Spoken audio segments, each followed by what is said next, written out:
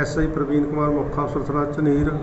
अपने वलों ते झनीर पुलिस वलों श्री जगजीत सिंह बिल्लू और विक्रमजीत सिंह विक्की मानसा जी वलों जो PV 31 चैनल शुरू किया गया इस संबंधी इन्होंने शुभकामनावां दिंदा हाँ अते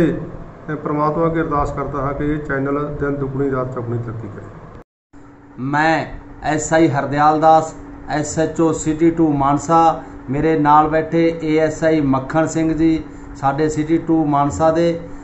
सारिਆਂ ਨੂੰ सत श्री अकाल। जो जगसीर सिंह बिल्लू ਅਤੇ विक्रमजीत सिंह विक्की जी ने न्यूज़ चैनल 31 मानसा